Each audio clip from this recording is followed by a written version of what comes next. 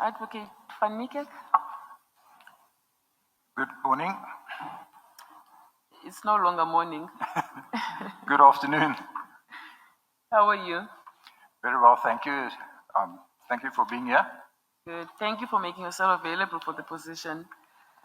All right, let's get started. You have listed 2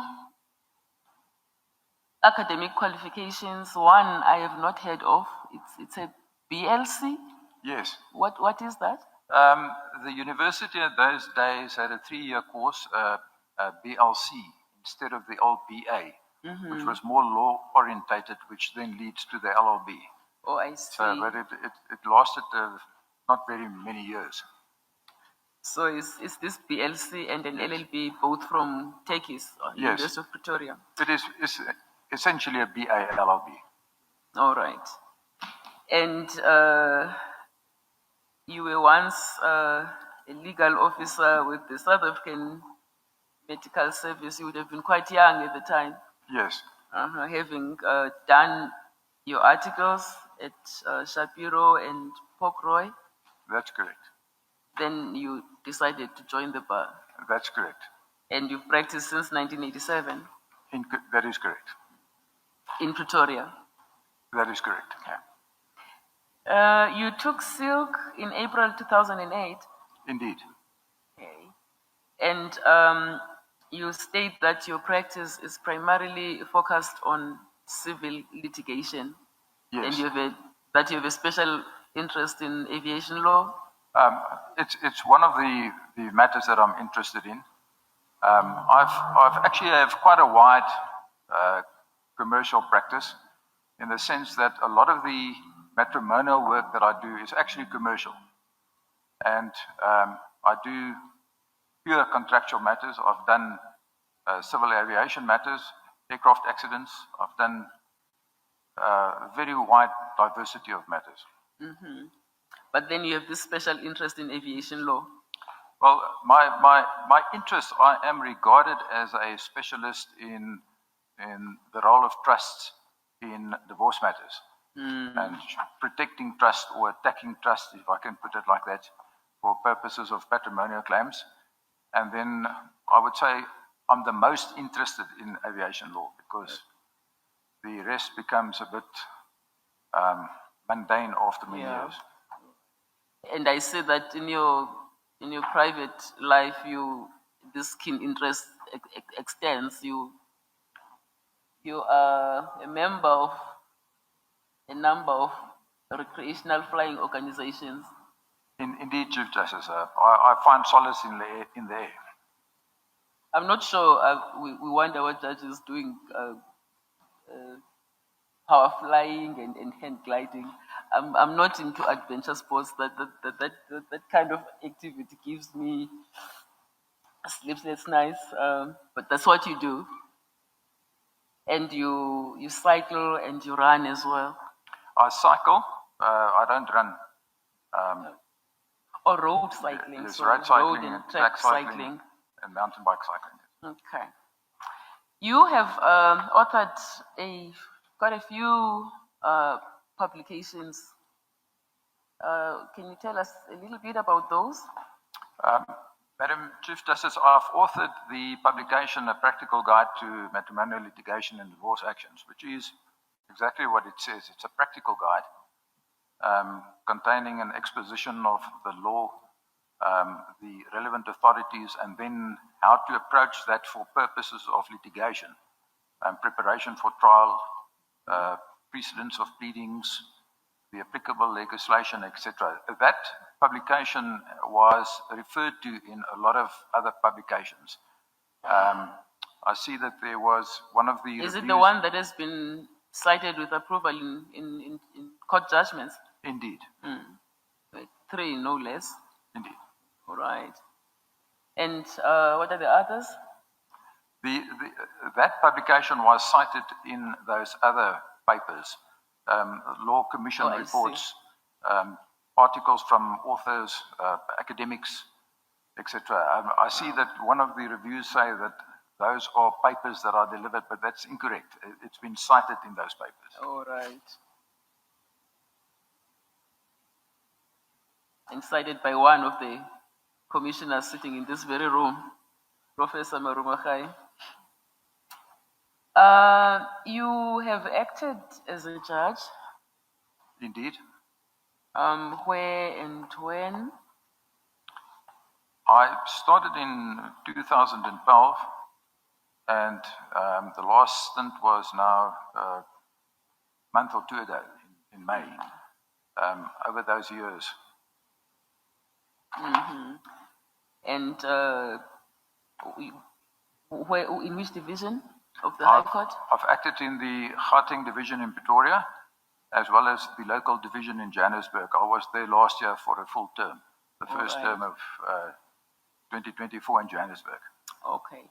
So how long in all have you acted as a judge? 48 weeks. 48 weeks. And in which courts have you sat? I've sat in unopposed motion court. I've sat in a motion court, civil trials, special civil trials, special motions, civil appeals, criminal appeals, family court. Tax court? Yeah, I think, yes, I've sat in a tax appeal where I wrote the majority judgment, which is referred to in the papers, which was overturned by the Supreme Court of Appeal. Any criminal trials? Pardon? Any criminal trials? I've done no criminal trials. I've only done criminal appeals. And not in your practice either? No, in practice, one tends to either be a civil advocate or a criminal advocate. Have you written judgments? I've written a number of judgments. The ones that I could find in my research amount to, I think, 42. There are judgments that I've delivered ex tempore, which I can't find, but those that I could gather from my collection of written judgments and from SAFLI, I did compile them in a list, and it's about 42 of them. All right. Any of them reported? Yes, there's one that was reported, a matter of fools, which has been followed in the Western Cape as well as in other courts in Gauteng. But I don't think that's such an important judgment. It just dealt with the issue of whether or not a person who did not apply to, in terms of the National Credit Act for debt review, can apply for surrender of voluntary surrender without following those procedures or without explaining why those procedures would not have been more appropriate. And so that was followed in other courts. And I've then also delivered judgments which were not reported but then followed in other divisions and approved in other divisions, as well as by a full court in Pretoria and Gauteng. You mentioned that some years ago you were fined and reprimanded by the Pretoria Society of Advocates for a transgression you described as minor, double briefing. Yes, that is so. But you've kept on the straight and narrow since that incident. Yes, Madam Chief Justice. That was about 35 years ago. Yeah, 1990. Yes, since then, I have not been found guilty or even charged with any transgression. And in fact, I've served on various disciplinary committees as either chairman or board member, and some of them important ones for the Pretoria Bar, which I submit is a reflection of what the bar's view is on my sense of ethics and as counsel. So I'm not proud of that. It's not one of my proudest moments, those events, but as a junior counsel, it happened, and I can't do anything about it. Okay. And the commentary from the law bodies is that you deliver your judgments promptly. Is that so? Madam Chief Justice, if one has regard to my list of judgments which I compiled, most of my judgments are delivered within 1 or 2 weeks. Some of those judgments are even delivered within days. And The judgments that takes 2 or 3 months are judgments that I was involved in with other judges that in either full court or full bench appeals where one has to wait for the other judges. The ones that I deliver by myself, I take great pride in saying that they are never ever delivered more than 3 or 4 weeks later. And in most instances, within approximately 7 to 10 days. You are 65. I'm 65. So you still have quite a number of years to serve if you are appointed. Yes, as they Still say, until 75. Due valenti. I've always said, if I'm not appointed as a judge, I will work until I drop. But I'm not one of those people that want to stop working. Are you in good health? Well, for someone who does all the things you do, you must be in excellent health. I'm in very good health. I train every day. I walk or I cycle. Okay. Yes. Thank you, Advocate van Niekerk. AJP? Thank you, Chief Justice. Are you involved in training of pupils? AJP, I've been involved with training of pupils since, I think, 2003 at the Victoria Bar. I underwent the courses for a trainer presented by the General Bar Council, where I qualified as a trainer and later qualified as a trainer of trainers. And I was involved with the training committee of the Victoria Bar when in 2013 I took over the reins as the convener, and I held that position until 2017 when I gave that over to someone new. And since then, I've still been involved with training in the sense that I assist with workshops, I present lectures, and it's something that I'm very passionate about. You're also involved in the training of final year law students. At one stage, you invited me, you and your colleagues at the University of Pretoria. I think even last year or 2 years ago, there was another training at your center. Are you still proceeding with those training of final year students? AJP, that is also one of the good moments of my life. Myself and one of my colleagues, Mr. Mullins, and one of our junior colleagues, Mr. Nadia, went to the University of Pretoria, and we presented to them the opportunity to, in collaboration with the Victoria Bar, present a certificate course in advocacy for final year LLB students. And that started, I can't even remember, started around about the middle of 2008, 2009, if I remember correctly. And that developed into a yearly, an annual course, and was later extended by invitation to other universities.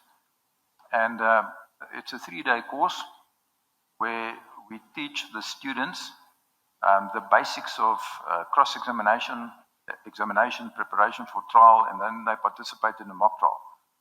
And we invited judges of our division to come and assist, to sit as judges, with a specific intention to expose the students to those judges and to serve as inspiration to them.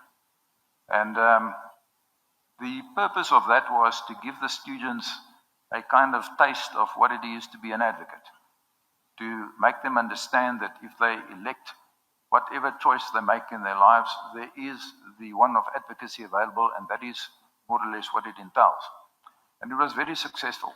The feedback we got was extremely good. To this day, people approach me, and tell me, I've been in your course in so-and-so year, and it was so fantastic, and thank you very much. And I'm still involved with that. We've given the reins over to people who continue with the momentum of that, but I'm still involved there in the sense that I go there as a trainer or sit as a judge in the moot court, and help with the presentation of some of the lectures and things that we do in that course. So we're still involved with that.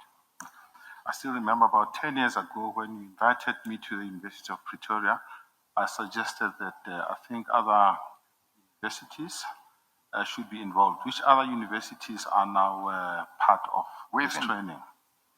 AJP, we've invited University of Venda. They sent students. We've invited the University of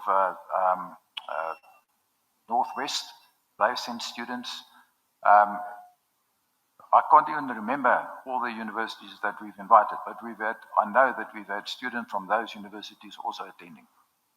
And in terms of attending the course, it was difficult for some of the students, especially those that have to travel. So we created a kind of a bursary fund where, for instance, my colleague Mullins and I, we contributed from our pocket to assist some of those students to come and attend the course. And I think it played a great role in their lives.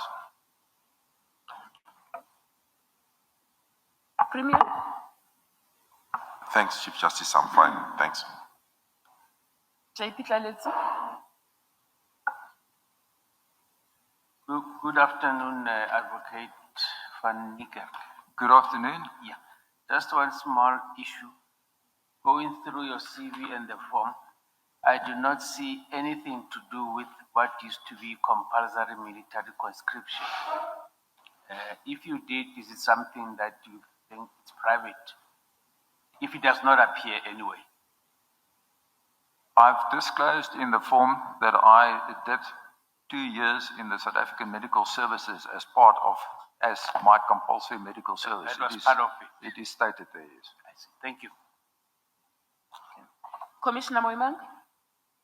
Thank you, CJ. Good afternoon, Advocate. Good afternoon. Just one from myself. The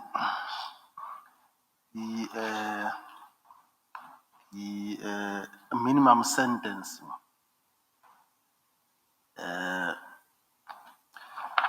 creates a bit of confusion on my part. And of course, appreciating the fact that the CJ usually says the lawmakers makes law and then thereafter complains. So the question that I want to ask is whether the minimum sentencing in terms of the Criminal Procedure Act, doesn't it interfere with the discretion that the court has to impose sentence? And under what circumstances will the court deviate from a minimum sentencing as prescribed? Thank you. My view is this, that the courts must apply the law. The courts doesn't make the law. The law is made by the legislature, and the courts must apply the law as it stands. And when the law provides for circumstances where there can be a deviation from a prescribed minimum sentence in terms of certain criteria, then obviously a court must consider that. But I think in terms of the separation of powers, if that is the law, it's not for the court to say then and there that the law is wrong. The court must apply the law. Thank you, Advocate. Thanks, CJ. Commissioner Marumachai. Thank you very much, CJ. Good afternoon, Advocate van Niekerk. Good afternoon. I want to talk to you about two things. And you are quite right. The guide that you write is quite useful for practitioners. And I see that it was last updated in February 2025, which means that it's quite fresh. It has probably the most recent information in it. I had a chance to go through some of the aspects of that guide, and in particular, I'm interested in chapter 7 of it that deals with pension interests. Yes. I realized that, and correct me if I'm wrong, and I'm actually looking at it now, that you still define pension interest exclusively in terms of Section 1 of the Divorce Act. And I just want to get a sense from you that, are you aware of the amendments that were brought by the Pension Law Amendment Act 31 of 2004, and what those amendments did to the concept of pension interest in South Africa? Professor, I do not think with respect that it's correct that I say it's strictly defined by Section 1. The definition of a pension interest is defined by Section 1 of the Divorce Act, read with the provisions of the Pension Funds Act, read with certain sections of the Income Tax Act.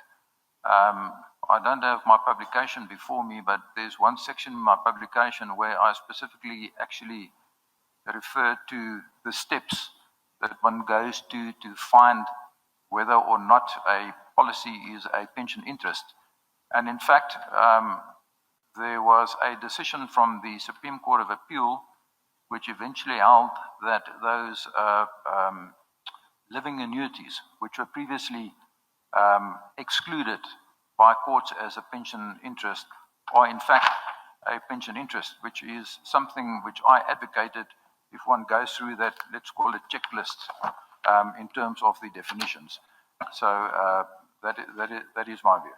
No, you are quite correct. You do that. But my question was this: are you aware of the amendments that were made by the Pension Law Amendment Act 31 of 2024 in relation to how we should view pension interest in South Africa? Because what that particular provision legislation does, it creates a separate and parallel definition of a pension interest.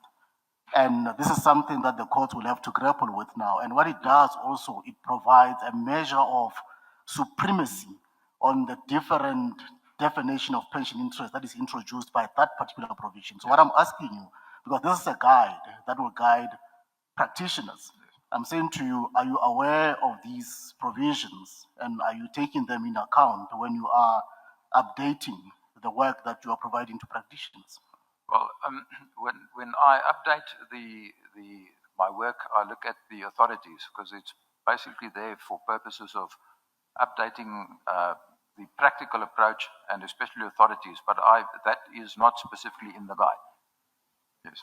I would advise you to look into it. I think it will be. Yes, thank you very much. I will. Thank you very much, CJ. Commissioner Hassan? Thank you very much, Chief Justice, Advocate Commissioner Hassan over here. I want to ask you about transformation in this space. I think we agree, Advocate, that transformation is not only a numbers exercise. It's much about the legitimacy of the law in a society marked by deep historical exclusions, and courts tend to shape who gets to speak, who to be heard, and to build expertise, even the bar, to a great extent. You come from the senior ranks of the bar, where briefing patterns and even pipeline diversity are quite huge issues even to this day. What have you done to make a difference? And I recognize what has been said earlier about the training program for final year law students. I'm asking beyond that, what have you done to change briefing patterns in the sector? Madam Commissioner, the practice that I have, the kind of practice that I had, I acted for private persons and small entities, not big corporations who can really afford to spend hundreds of thousands of rands on litigation. So the opportunity that I had to appoint a junior was very limited, but there were opportunities where I was able to do that, and which I in fact did. I think my contribution to the imperatives that you refer to now lies in the fact that I assisted a lot of counsel, and most of them black, to develop as an advocate through advocacy, to choose a career as an advocate, and to train them. I can go into the details. It's a bit of a story, but I can go into the detail of exactly what our pupillage program involved. And it was extremely lots of work and hard work. And I spent a lot of time in that, pro bono, not being paid, to do that. And I encouraged a lot of people to get involved in that from previously disadvantaged backgrounds in order to assist with that. And that is what I could do in terms of my abilities to further the career and progress of previously disadvantaged persons. Advocate, I want to bring your attention to the AFT's comments on your candidacy under paragraph 2.3. They go into some level of detail in sub-paragraphs around resistance to transformation during leadership roles. Or should I allow you? Let me allow you to get there. Yes. So for me, it's page 4 of AFT's comments, but I think it's easier to say paragraph 2.3.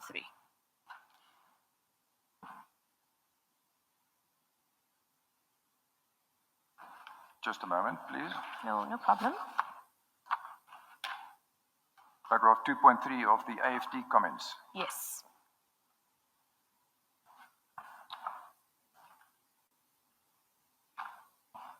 Have you found it? Yes. Right, so if we look at 2.3.1, they talk about resistance to transformation during leadership roles. They say that you have been widely regarded as resistant, if not openly hostile, to initiatives aimed at widening access to historically disadvantaged aspirant advocates. 2.3.2 talks about a failure to mentor or elevate Black juniors. It talks about no record of the candidate consistently leading or contributing positively to the careers of Black juniors. And they keep saying, this is a point that keeps being made, the candidate's alleged conduct is contrary to the explicit responsibility of transformation. So they keep saying in further paragraphs even that you've said this, but in reality, something else is being said, particularly by Black juniors who have chosen to remain anonymous, which is their right. And the last point I'll just mention here, a stark contrast exists, that's 2.3.3, between the conduct and your contemporaries who have actively advanced transformation through mentoring programs. How do you respond to AFT's comments? My response is the following. That allegation made against me by an anonymous person is not correct. And since I've received that comment from AFT, I've given it a lot of consideration because I wonder where that comes from. And I've come to the conclusion, and first of all, I respect AFT. I respect what they stand for. They've achieved a lot. And AFT consists of advocates. And I do not think an advocate will make an allegation like this solely out of malice or falsely in order to incriminate me. That person who made that allegation probably believes what that person wrote there. But I think it's a matter of mistaken identity. And I can explain to you why I say that. And for that purpose, I have to give you a background as to the events during my tenure as chairman of the Pretoria Bar Training Committee. When around about 2012, when we started, the selection of pupils were made by certain members of the bar who interviewed a pupil and then said the pupil is selected or not. There was no proper structure for selection of pupils. We as the training committee trained those pupils, but the people who elected them were, I don't know how they got to elect the pupils, but that's how it happened. When I took over the reins in 2012, at that time, we were receiving about 150 applications for pupillage per annum. And we knew that it was urgent that we had to increase the number of pupils that we selected. Now, at that time, the number of pupils selected amounted to 20 to 30. And from that 20 to 30, the Black pupils that we received, or previously disadvantaged pupils, numbered about 4, 5, sometimes 6, sometimes 7. And in 2012, when we identified that we had to increase the number of pupils, we did an investigation. We consulted the the administrative people at the bar looked at our facilities and decided that we can accommodate 60 pupils. We discussed this with the Bar Council, and the Bar Council then determined that 2/3 of those pupils must be black. Now, and this is an unfortunate part of the history of our bar, but there was a lot of resistance to that, because there were advocates who said that that is becoming a, let's call it, numbers game, and that they are imposing a quota. And they resigned from the training committee. And I said to the remaining members of the training committee, we will make that work. And we will comply with that. And we will increase what we have been doing in the past. And that is at the time when I took over the chairmanship. So what we then did is I convened numerous meetings of the training committee.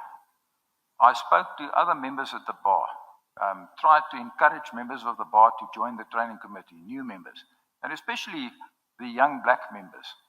Because at one stage, I even sent out a memorandum to all the members at the bar and said to them, we have a serious difficulty in terms of people willing and able and making themselves available to assist with training, and we specifically need young black people to do that, which rendered results. So then we started this training program, and I said to them, although we've lost some of our core trainers, experienced trainers, we have a mandate. We cannot accept these young pupils into pupillage and set them up for failure. We have a mandate to get these pupils to pass. We set up a very intensive training program at the bar. It consisted of lectures to the pupils. It consisted of a mock examination where they received feedback on the examination. It consisted of practical workshops. I don't want to bore you with the details, but to set up one practical workshop is a tremendous big job for 60 pupils, because you have to involve, you've got to break them up into between 6 and 10 groups. You have to find between 6 and 10 to 10 real judges. I had to go and arrange the judges. I spoke to the AJP on numerous occasions. He assisted me in finding judges. We set up these exercises in the support building. We had to get trainers who assist during this training process, because there's a very specific formula in terms of how we train the pupils to make it as valuable as possible for them. So it involved a lot of work. We had to generate paperwork and programs. So Advocate, just to be clear, in your career, your sum total contribution to transformation was the training program? No. If you can give me an opportunity, I can just... Tell me beyond the training program, and also how many black juniors you yourself have mentored over your career. First of all, in the training program, we actually assisted the black juniors to eventually become trainers and start taking over some of the training functions. And that was an initiative that I started. So the point is, I would not have done that if I was hostile to transformation. No person who is hostile to transformation would go to those lengths and spend those hours and do that kind of effort in training pupils. What I did myself is, when the opportunity arose, and I agree, it did not arise that often, but when opportunity did arise, I did have counsel or junior counsel from disadvantage. I recently, and in fact, it was pro bono recently, I acted for the Cycling South Africa in a review application, where one of the coaches was accused of sexual harassment and was disciplined and sanctioned, and was, well, I don't want to go into the details of that, but the fact is, I acted pro bono for Cycling South Africa, who is a non-profit organization tasked primarily with promoting cycling in South Africa to the greater population, which they do. It's a transformation initiative. I acted pro bono for them, and in doing that, I had a previously disadvantaged junior from our bar Mr. Adrian Thompson, who's a colored person, who I hold in great respect. I asked him to assist him. I explained to him it's pro bono, but I paid his cost to travel down to Cape Town to assist me with this matter. And talk about pro bono initiatives. I've done a case utilizing my knowledge and skills in aviation law. If I can use the advocate tea room language, tied a big corporation in knots after a young guy, Mr. Malotu, suffered a double amputation of his legs following an aircraft accident.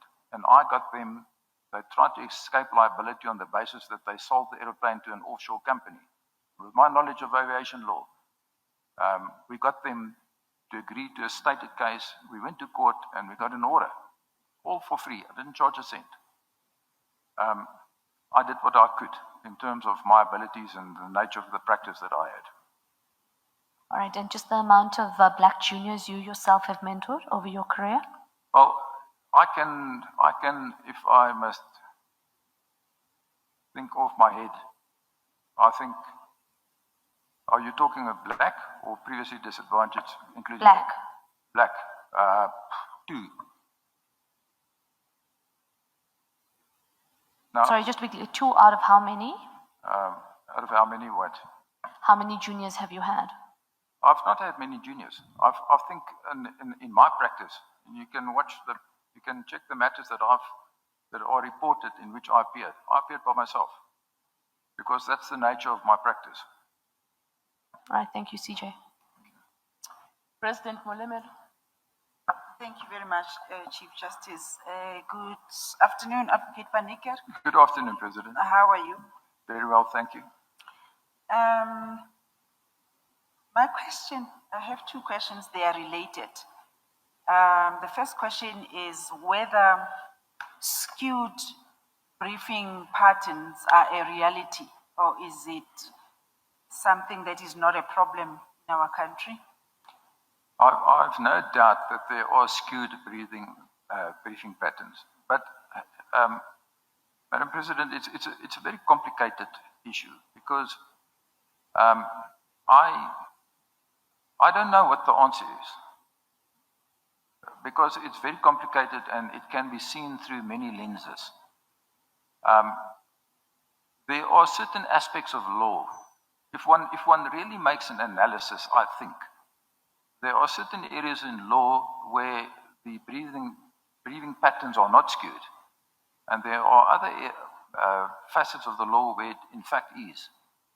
I sat, for instance, in the court in Johannesburg last year for a whole term, and I must mention it's a very enlightening experience to see the difference between 2 divisions so close to each other. But in Johannesburg, in the whole time that I sat there, I was in civil court and the Road Accident Fund Default Judgment Court. And I think in the whole time that I sat there, in all the matters that were before me, I could count on my one hand the times when there was a white counsel before me. The rest were all black counsel. If you go to Pretoria, it's less so. In Pretoria, I think it's more of a probably 50-50. It's difficult to say because, I mean, obviously we don't keep statistics. But the fact of the matter is, I think at the end of the day, there's also the issue of, depends on who the client is. They, to a very large extent, dictate who their lawyers are going to be, and the lawyers dictate who the counsel are going to be. But I don't have the answer. I can just agree that it is probably skewed. Yes, and you did say that there are some areas of the law, branches of the law, where there's definitely a skew. Definitely. In favor of white counsel. Yes. Yes. Now, we have this constitutional imperative in section 174 of the Constitution, which relates to how judges should be appointed, it must be fit and proper, and also talks about demographics. So it seems to me that a diverse bench is actually essential. Would you agree? Indeed, Yes, and why do you think it's important? because we have a diverse population, and diversity on the bench reflects diversity in the population, and it reflects the fact that one part of the population is not elevated in terms of stature or importance to another part of the population. So therefore, there must be a reflection on the bench of all parts of the population. Now, the question that I often ask myself is, how is that going to be achieved for as long as we have skewed briefing patterns? Because I'm sure when we are talking about a diverse bench, we're also talking about people from different backgrounds and diverse skills and so forth. So if we have these skewed briefing patterns, how are we going to achieve the diversity that is envisaged in the Constitution? Madam President, I think briefing patterns is something that is it is changing, and I think everybody who sits on the bench will agree with me, because that personally is my experience. It is changing from what it was, say, 10, 15 years ago to what it is now, and that change is brought about by the fact that the number of previously disadvantaged advocates and attorneys are increasing proportionally more and more with progression of time. If I just speak about my and their ability and what they can achieve, and the perception about them is changing. And if I can just, as a matter of example, say why I say that. It was striking to me when I started my journey in advocacy training. If you have a lecture in the mornings for the pupils, the black pupils would sit right at the back, and they would keep quiet, and the white people sits in front. And the numbers started changing, and very contributing during a lecture, asking questions, raising issues, engaging with you. And the white pupils are starting to sit at the back. And not as to who sits where is important. I think what is important is to show that the confidence level of the black pupils increased with progression of time, and being accepted into the fold of the bar, and being trained and being accepted. Now, that thing, I think that aspect filters through in practice, because you see many, many more large black attorneys firms, competent attorneys firms, and you see many, many more black counsel and extremely competent black counsel appearing. And the message filters through, and that will change. That fact, competence will change briefing patterns. It must. There's just nothing else. There's no other result for a change in competence is a change in briefing patterns. Thank you, CJ. I've exceeded my quota of questions, so I will leave it at that. Thank you, Advocate van Niekerk. Minister? Thank you, CJ. I think I'll follow on President's questions around transformation. Good afternoon, Advocate van Niekerk. Good afternoon. Since last week, we've been listening quite significantly, especially women legal practitioners, talking about lack of access and briefing patterns that remains a bit skewed. I've looked at your work, and I was also I was battling as well with the comments by EFT, but I think we'll come to that. Just from your experience, having been in the sector for some time, what do you think we should be able to do to encourage more or to change the current issues that are being raised with us, especially by female practitioners in terms of access to opportunities as part of transformation? Madam Minister, speaking for myself, the bar that I live in Pretoria, there are many female colleagues. I remember when I joined the bar, I think there were 2 or 3. And now, the floor that I am on are mostly females. When we have tea in the morning, at least half of them are females. And they are busy. I mean, they are busy. So when I sit on the bench as an acting judge, there are many of them before me. So I'm not saying that there is not a skewed briefing pattern or that they do not have reason to complain. What I'm saying is, I think there's a gradual change of mindset, and that it is, the legal profession have always been a very conservative profession. And it takes time for new ideas or new models to establish. And I think that is something that is increasing. The pattern of briefing of ladies at the bar is improving, and it will continue to improve. Because once again, these ladies are proving themselves to be very formidable and competent counsel. And that will obviously improve briefing patterns for them as well. Yeah, just to going on with that one, seeing them there, majority of them are saying they are given your non-significant briefs. So when you come to commercial, you don't find them. Critical cases that are lucrative, where there's money, if we're to say that word. Majority of them are finding themselves having to deal with divorce cases of individuals, not commercial, being briefed by large firms, sometimes even blaming us as government to brief them not much on critical and complex matters as part of them gaining experience.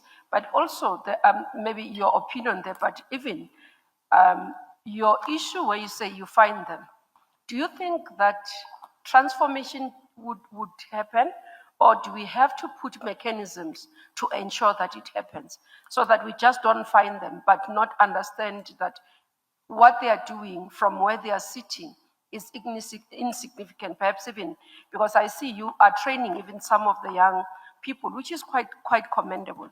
But those that are there, because the issue is that some of them enter and they become junior advocates, but they exit because they are battling to sustain their practice. Your experience and your views in that? My view on that is that if you're a good counsel at the bar, you will make it. And if you're not good counsel at the bar, you won't make it. Now, I'm not by that saying that those candidates were not good counsel. I'm not saying that there's skewed briefing patterns. But what I've noticed in the training, for instance, when I was involved in the training committee, I created subcommittees in my committee. And those subcommittees were responsible for, the one would be responsible for the appeals workshop, the other one would be for the motion court workshop. And I always made a point to, in those committees, appoint somebody who with that person will shadow that person to be able to take over that job at some stage in future. And most of those people were females. There were very few males, in fact. And they were the ones that exhibited the most keenness to assist and help. And when we were presenting lectures in class, those people sitting in front, asking the questions and participating, were the ladies, the females. And I've remarked to my colleagues many times the words that I used, and I hope I'm not offending someone. I said, but the boys are being outshone by the girls. They are outshining them completely. And that can be seen at the bar, as far as I'm concerned, because the females at the bar are really starting to climb the ladder.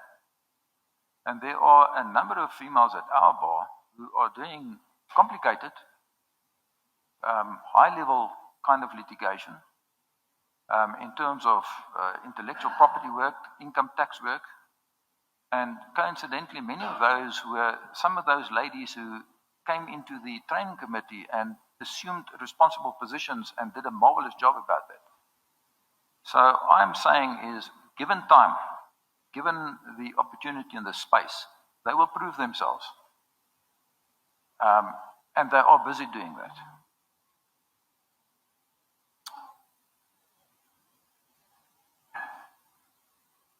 Thank you, Chief Justice. Good afternoon, Mr. Fanika. Good afternoon. Did I understand you in answer to a question from the Minister to say good counsel will make it? Good counsel will always make it. Do you accept that the attrition rates at the bar amongst women and black advocates is disproportionately high? I do not have facts to say, but I accept that. I accept that as a matter of fact. I will accept that. And the high attrition rates amongst women and black counsel is a direct result of the skewed briefing patterns, which the President was addressing with you. Well, I would accept that. And so it's not really a question of whether good counsel make it. It's a question of whether there's a fair and equal distribution of work to enable everyone to make it. Yes. Now, in relation to a question from the President, you said that you accepted that there are skewed briefing patterns, but you went one step further and you said that skewed briefing patterns are based on competence. You said that as black practitioners become more competent, that will address skewed briefing patterns. Yes, I don't think it's correct to say that I don't think it's correct to say that I said that skewed briefing patterns is as a result of competence. I said that what I convey is that as those counsel become more confident and more competent through years of being the skewed briefing patterns will start to correct itself. Perceptions out there, perceptions unfortunately in our country plays a big role. And speaking of this, and it's a sensitive subject, but speaking about this, my colleague John Mullins said to me one day, and he told me about when we were busy with the training and speaking about the issue of the confidence of the black advocates who come into training. Every intake, it's better and it improves and they shine more. And he said to me that they did a study in the United States at a university, and there were some people that they told all the time, oh, you're not so good because of your race. And when they were given certain tests, the results were completely reflective of the impression created to those people. So if you tell people for many years that they are subordinate, they will feel that. But if you change that perception, they will change. And that unfortunately is part of the history of this country. But that history has been eradicated by the constitutional imperatives. And I think time, I know it's 30 years later, but today we've got a complete different picture at the bar and in the courts and in terms of counsel who appear there and the kind of work that they do that we did 20 years ago. I've had before me sitting as an acting judge, one of my judgments here, where there were two senior counsel appearing. They were both black senior counsel. Probably the best advocacy that I've seen in action. And you would not have found that 20 years, 25 years ago very easily. They were very scarce. So we go back to the answer you gave the President at Yes. the end of her questioning, that as black practitioners become more competent, it will address skewed briefing patterns? I didn't convey by that they are incompetent. I'm saying you're getting more and more black practitioners who are very competent. And the more and more of them you get, because they are going through the system and they're coming into the system, and the more and more of them you get, the more the briefing patterns will change, because they will be briefed. Good counsel will be briefed. And at the moment, because they're not being briefed, we can assume that black people are just not, they don't make the cut. No, that's not what I'm saying. There are many. So please tell us what you are saying, Mr. Niekerk, because this is exceptionally important. And you've got the public listening to you. And you will know yesterday from the interviews that we have that this has become quite a bugbear. So please, let's be clear about what you are saying. Yes. I'm not saying that the black counsel are incompetent. I'm saying that the number of everybody at the bar, there are many counsel at the bar, black, white, all races, who sit there and do the normal day-to-day work.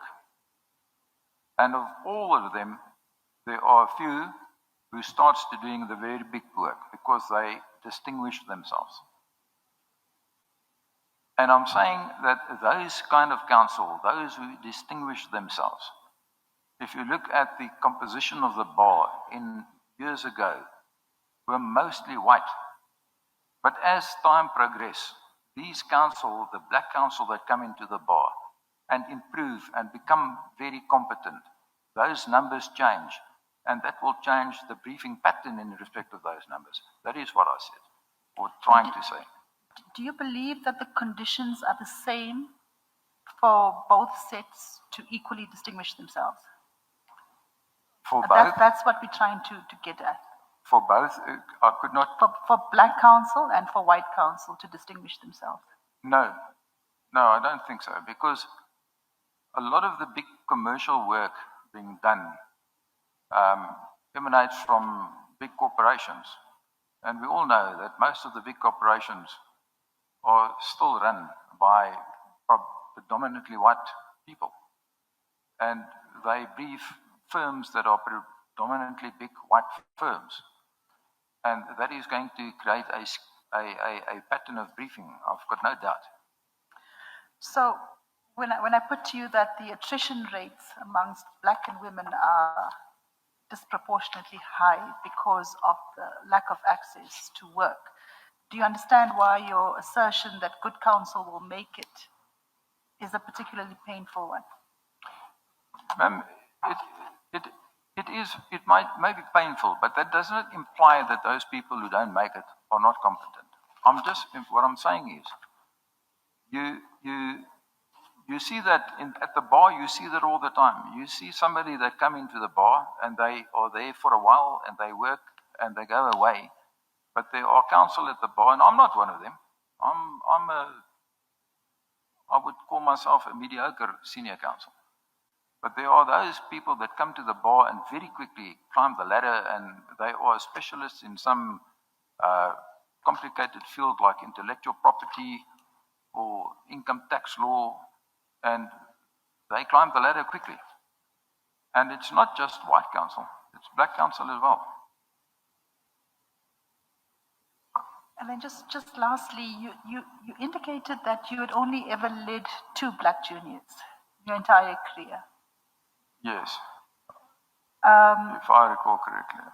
Over how many years? I've been at the bar now 38 years. 38 years. Yes. And I think in my 38 years at the bar, I've had a junior counsel probably, I don't even think 5 times. That's the nature of my practice. You've only ever led 5 juniors? Yes. In total? Yes. In 35 years? Yes. And why is that, Mr. Niekerk? Because most of the work that I did in terms of going to court, opposed motions, civil trials, relates to matrimonial work, where you have the man off the street who's your client. But I understood you did put a different slant on your practice at the outset. It It's not your run-of-the-mill matrimonial work. This is the kind of No, it's a commercial general matrimonial commercial, work. yes. Yes. That's how you introduced it at the outset Yes. of your interview. Yes. And you're saying even with these larger matrimonial matters, the one that are more commercially oriented, that even in that space, there's no room to bring on a junior. There is room to bring on a junior, and in some of those matters I have, but not that often.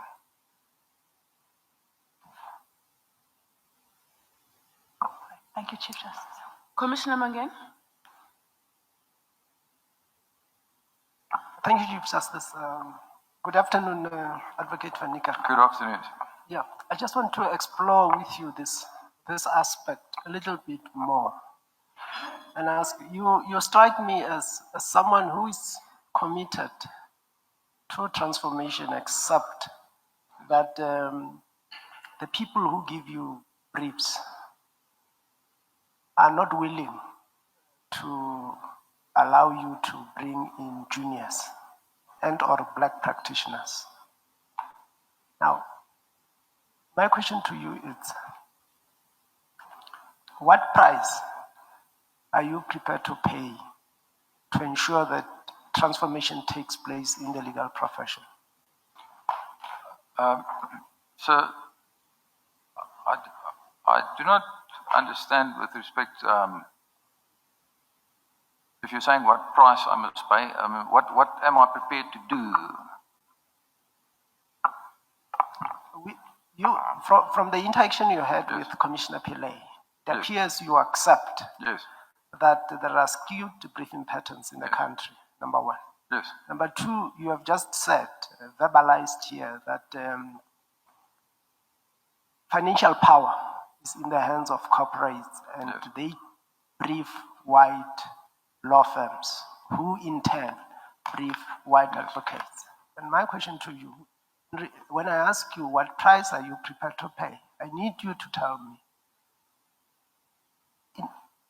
as an act of commitment to the transformation of the legal profession and transfer of skills, are you able to sacrifice briefs in pursuit of that commitment? well, if you say I'll sacrifice briefs, then I must say to the client, I don't want to do this, you must give it to someone else. And No, that's one thing that you can do. But the second one is, you can say to the client, I need a junior on this matter, and I need Advocate Moloisane as a junior on this matter, because you explain. yes, yes, I can do that. Now, in 38 years of practice, how is it that you have only had less than 5 juniors in your practice? Because in those matters, it was not necessary to get a junior. I could do it myself. A junior increases the legal fee substantially, especially for the man in the street. And the junior is there to assist you to prepare the work. I mean, a junior is not there to, with proverbially carry the case. The junior brings in value to the case. Then it increases the legal fees. I'm a specialist in the things that I do, and I did not require the services of a junior. And where I did require the services of the junior, I did what I've already referred to, inter alia, paying one of them to accompany me in order to assist in a pro bono matter. Thank you, Chief Justice. I'll let it rest here. Commissioner Trolley? Thank you, Chief Justice. First a comment and then a follow-up question. Advocate Van Niekerk, I note from the nominations from T. Ngongwana, SC from Papasa, and J. Mullins, SC, that they commend you for your commitment to transformation and upliftment and training.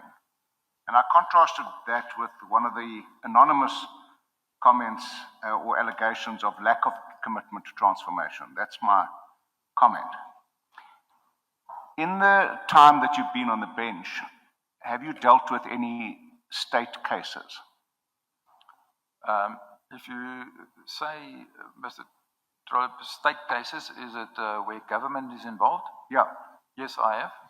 Have you noticed any marked transformation in briefing patterns where the state is involved? Yes, yes, there are mostly black counsel in those matters. Thank you. With regard to your specialization or interest in aviation, there's currently a standoff between aircraft owners and the South African Civil Aviation Authority around the 12-year engine overhaul recommendations. Yes. Where the South African Civil Aviation Authority is saying that if your aircraft says after 12 years you must have an overhaul, you must have an overhaul. Yes. Whereas in the United States of America and in Europe, they say those are recommendations, and as long as the aircraft engine is maintained, regularly inspected, rigorously inspected, that you don't have to overhaul. Yes. What is your position there on? I think that directive by the Civil Aviation Authority was very,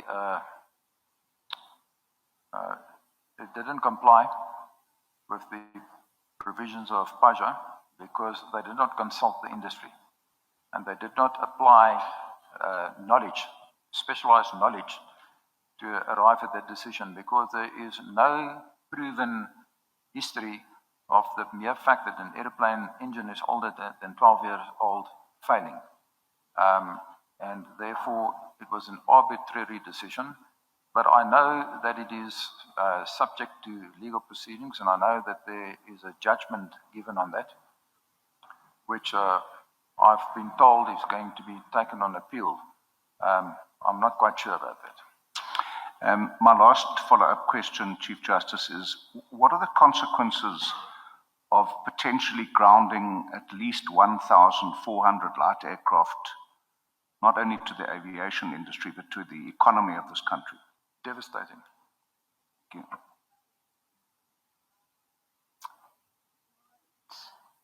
Thank you very much for coming, Advocate for Niekerk. Thank you, Chief Justice. Thank you very much for the opportunity. You're excused. Thank you.